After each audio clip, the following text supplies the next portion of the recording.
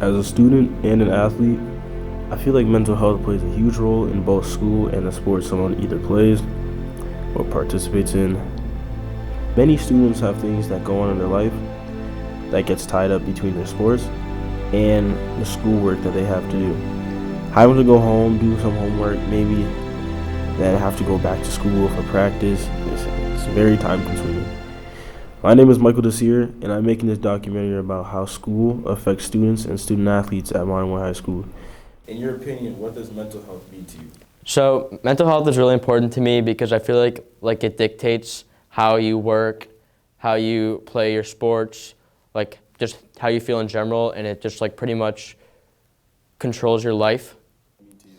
I think mental health is someone's like emotional, physical well-being, how someone's doing, if they have any issues going on, stuff like that. To me, mental health means like someone's mental state or well-being and like how that affects them emotionally and also physically. Mental health to me means how someone is feeling and how they take care of it. It can like grow over time. It can be from something in your childhood or something that happens in like a day. And it's really important for someone to reach out for help if they need it and just focus on themselves. How much time do you regularly spend on schoolwork? I spend a lot of time in school, and a lot of time out of school too. I don't know, probably like 2 to 3 hours on average, like every night during the weekdays. Schoolwork is it's most of my day, especially being a student athlete, hockey practice and everything, games. Sometimes when we don't have school, I have to be right at the rink. Even when we're doing like work in school, I gotta get right home, get work done. I'd say probably the whole school day plus a few hours at home. So if I have practice for high school sports, I'll usually spend like an hour or two on schoolwork. I mean, I'm a good student and I take pretty heavy classes, but I feel like it could be less for other people. I'd say maybe 2 hours after school, depending on what time of the year it is, but if it's like towards the end of a quarter or near midterms, it'd definitely be more to like 3 hours. Do you think you're able to get work done faster at home or in school, depending on practice times, or if you have a game that is far away? Definitely at school, and I also think not only do we have practices and games after school and we're traveling, but also I get very distracted easily at home, and I think when I'm in school, it's much easier to get work done than at home. Getting work done at school is a lot easier just because, like I said, when we have games, when we're on a bus, when we're on the road, stuff like that, you don't really have time to sit down, think about work, study, stuff like that. So in school is definitely easier time to get work done. If I have time at school, then that makes it much easier because I feel like I find it easier to focus when I'm in school than at home, because at home there's many things that can like distract me, like getting ready for the game and other things. Probably at school, just because it's more of a learning environment, and sometimes at home it can be a little crazy. Do you think teachers should decrease the amount of work they are supposed to give regardless of their teaching curriculum? Yeah, I think, obviously, like, it's the curriculum and you got to follow it, and you got to, to some extent, give out homework so that people are staying caught up and, like, on task and know what's going on in class. But I think maybe being a little more lenient during, like, sports season or something like that, when someone has, like, a game or something, give them an extension or maybe lessen the homework for that week or day. It's understandable how there's a curriculum and there's certain points that need to be met, but the thing is, like, when you just overload there needs to be a healthy balance. When you overload students with work, the students don't understand it. Like, when you give them a thing and they're just starting to learn the thing and then you move on to something else, you just can't learn that way.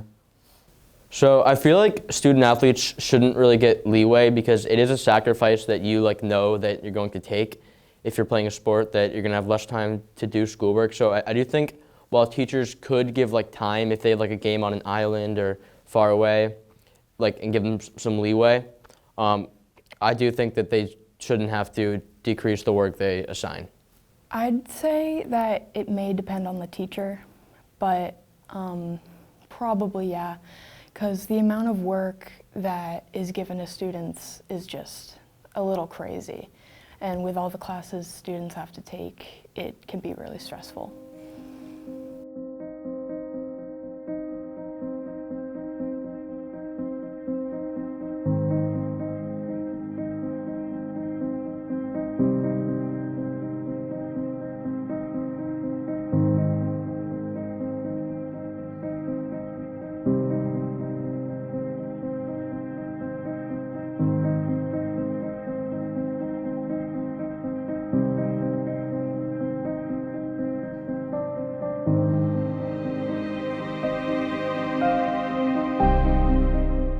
If you were to talk about mental health, how would you describe it? So just like we have our physical health, mental health is very similar to that. It's how we take care of our brain, it's how we take care of our emotions and our feelings, and it is just as important as our physical health.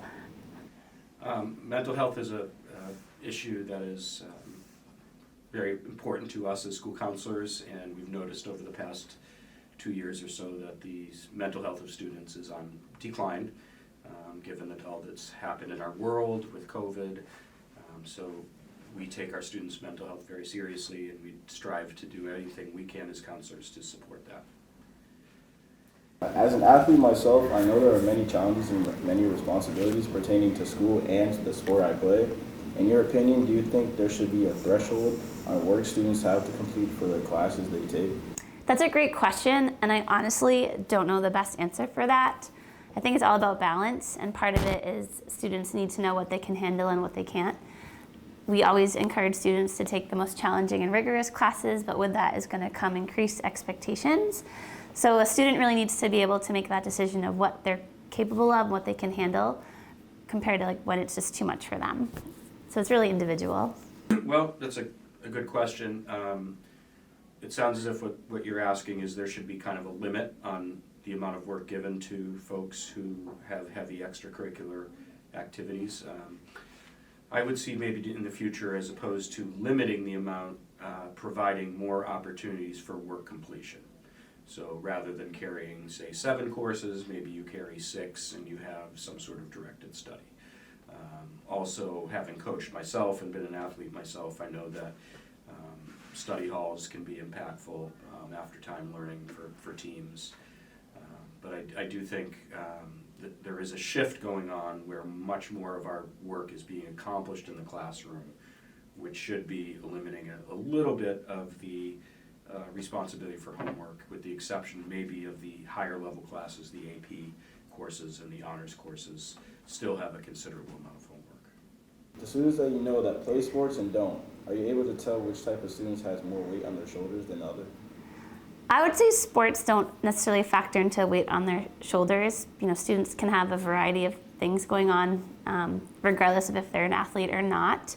I do think for our student athletes, though, there is a lot more time management that they need to do, and sometimes just their physical level of exhaustion, their exertion that they're putting out every single day. So that's hard to say because I think it really depends on the individual student. Yeah, I think it's because I'm kind of involved with athletics. I do know, having coached sports for many years here, how difficult it is to maintain the responsibilities of being a student and athlete at the same time. The one thing that I do notice, and I think is a very positive trend, is that when students are involved in a sport, their grades are typically better than when they are not involved in a sport. And I think what that comes through is the routine that sports offer, where, for example, you have a set practice time, then you come home, you have time to do a little of this, a little of that. Without a commitment after school, sometimes that routine is not as solid. What advice could you give to someone who is having mental health problems from either school or anything outside of school? I think it's so important to open the lines of communication, finding someone to talk to, whether it's a friend, a counselor, a parent, an aunt and an uncle, but finding someone that they can just talk about how they're feeling. I think it's super important to develop a list of coping strategies or make a wellness toolbox.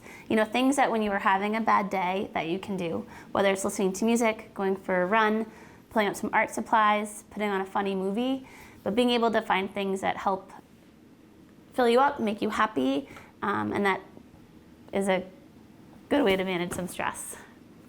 Talk to a trusted adult. We hope that every student in our building has somebody that they can come to.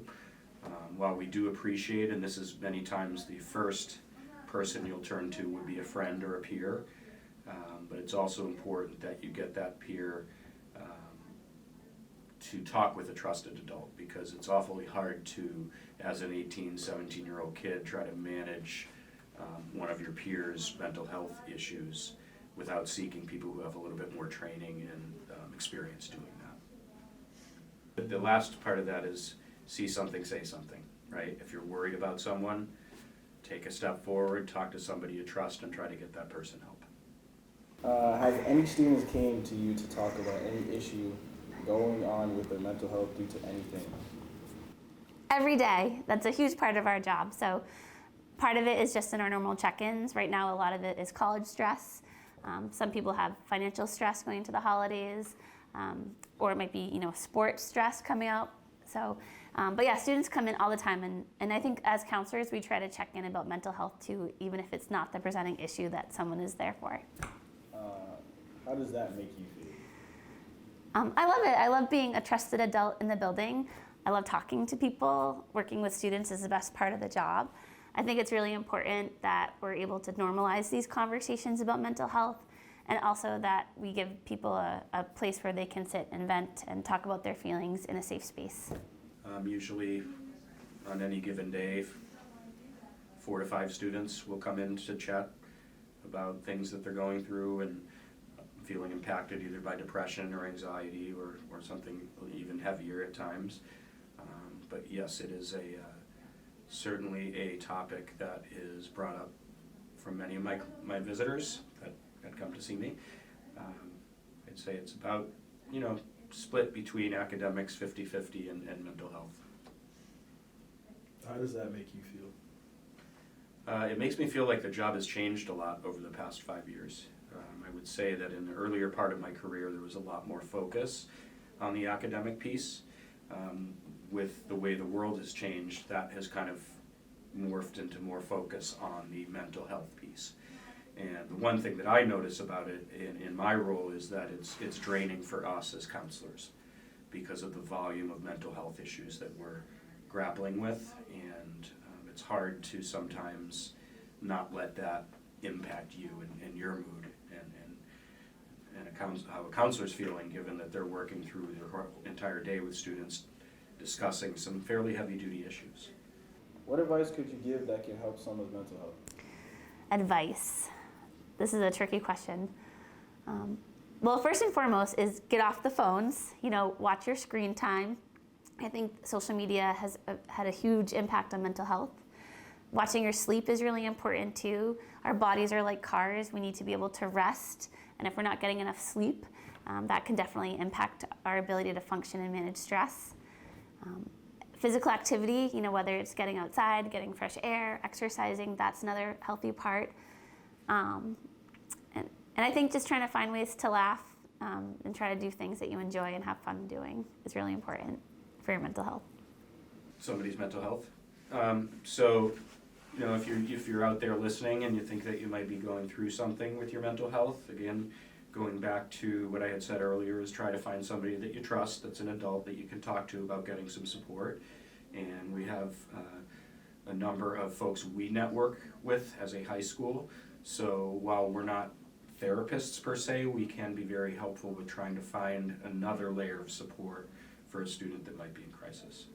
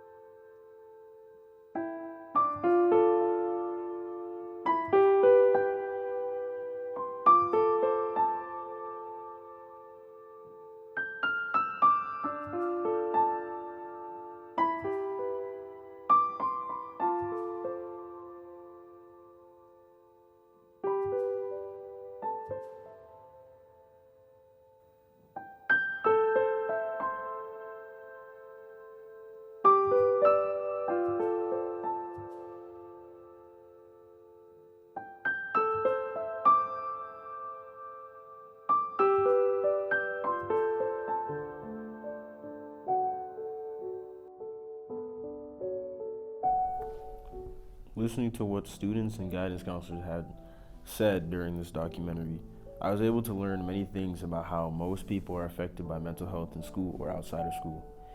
It is hard to mix sports and school at the same time for a lot of athletes, and non-athletes are no different in having to mix in anything going on in their personal life.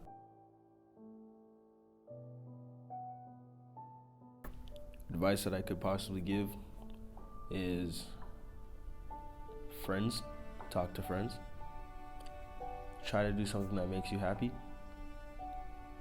or maybe even put your phone down. Try to limit the screen time, because sometimes that can really bother you. Thank you for listening to this documentary. I hope you learned something new.